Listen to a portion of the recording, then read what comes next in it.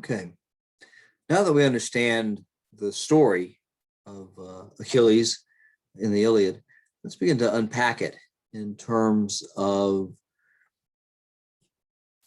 Carl Jung's or Jungian understanding of what is going on here. We're looking at, of course, on the left-hand side is the cover of a book that's influenced me that I find very interesting, called King, Warrior, Magician, Lover, Rediscovering the Archetypes of the Mature Masculine. It's done by a Jungian psychologist and a Jungian mythologist. And again, when I say Jungian, I'm talking about it's reference to Carl Jung, J-U-N-G.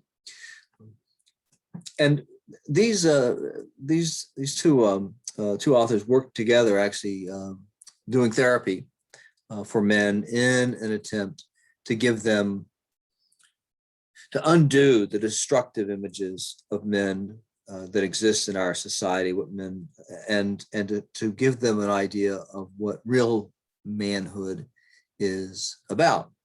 And they used these sort of this pyramid structure to illustrate their point.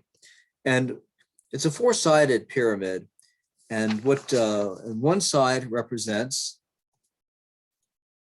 the king, the energy of just and creative ordering. Then another side is, we're gonna go get past this one. Well, yeah, I thought I'd gotten rid of this, but I didn't. Now we'll give it a miss. Okay. The second thing is you have the king, you have the magician, the energy of initiation and transformation. That's a side of what it is to be a man.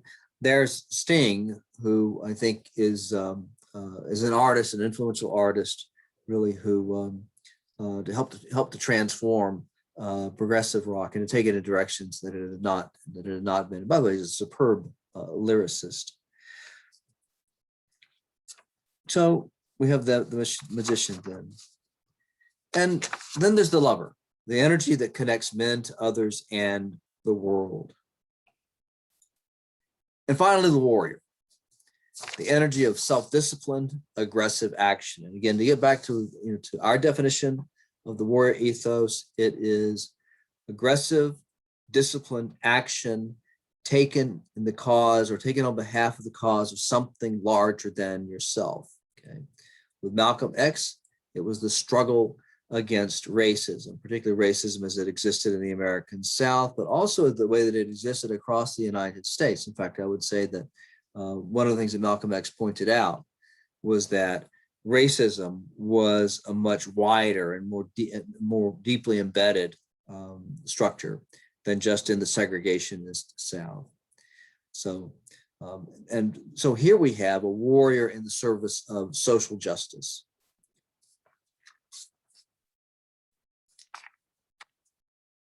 Let's look at the warrior side of the adult masculine warrior as Moore and Gillette portray it with their pyramid scheme. You have on the one side the sadist and the masochist, and then at the very top the warrior in his fullness. And the idea that Moore and Gillette push is the idea that that if a man develops properly, he reaches that pinnacle, that point at which all four sides of what it is to be a man are held in common. That this complete man is at once king, magician, lover, and warrior. Okay. So, what I want to suggest is that Hector on the right represents the warrior in his fullness, in the same way that Lieutenant Colonel Hal Moore on the left, portrayed by Mel Gibson. It's Chris Bana, I think, portraying Hector on the right. These are both representations of the warrior in his fullness. And by the way, these Jungian archetypes turn up all over the place, all over the world in different cultures, because I think they have such power to evoke um, and um, and and to provide a sort of an emotional understanding of certain deeper truths.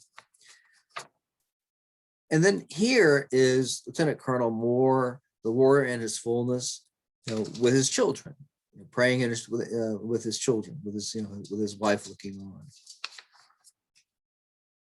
And then here is Hector. This is from the film Troy, the warrior in his fullness.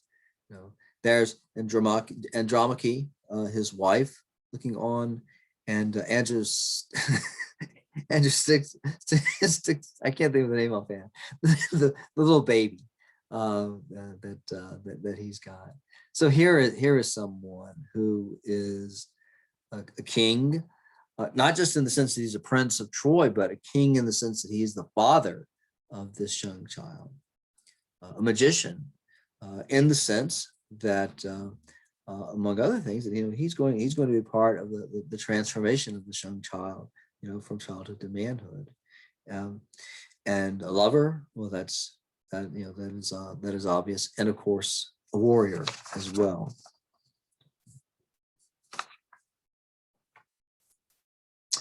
So again, we have the archetype of the adult masculine warrior, just by way of a reminder.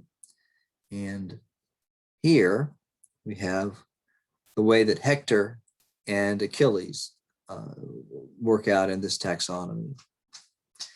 Hector is the warrior in his fullness, but Achilles is not a warrior in his fullness at all. With him, the warrior side owns him completely.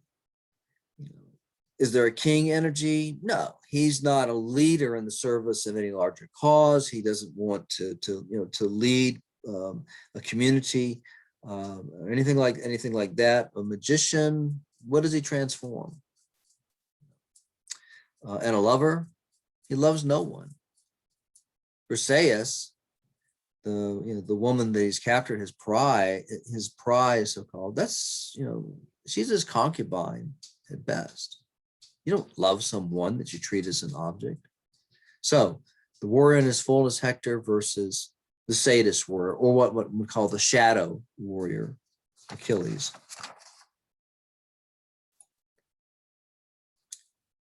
Well, here is the root of the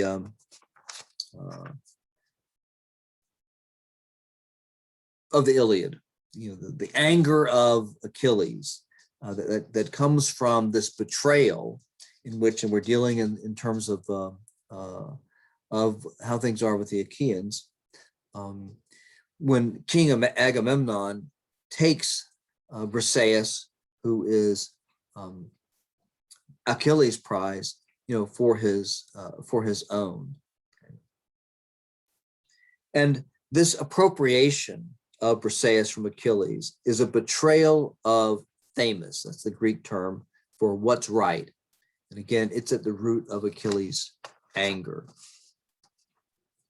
Now here is one of the iconic photos of the Vietnam War, taken by photographer Larry Burroughs in October 1966, but not actually published until 1971, after Burroughs had been killed in a helicopter crash. It is one of numerous photos Burroughs took of the aftermath of a bitter firefight between U.S. Marines and North Vietnamese forces. And many of the other photos appeared in the magazine, but are not very well known overall. This image, psychiatrist Jonathan Shea says that when one veteran saw this, to him it was a portrayal of the African-American man reaching out for this for this soldier who appears to be dead. I don't know that he is, but in the image it seems as if not only is he dead, he's no longer human. He's passed into some darker world, Hades. And then you see a man trying to hold him back, trying to sort of, and to the veteran it seemed like he was trying to hold him back from the darkness, from going into the darkness. But look at this photo. This is an American soldier looking at a dead Viet Cong soldier or perhaps North Vietnamese soldier. And what is he seeing when he looks down at his fallen adversary? Here's a closer look of his fallen adversary. Is he thinking in terms of honoring that adversary, of seeing him as a fellow warrior who is now fallen in the service of his cause, of what he believed in? Or is this man a kind of a version of the way in which Achilles treated Hector's corpse? What's going on in that young man's mind? The effectiveness of that photograph, I think, is that we don't really know.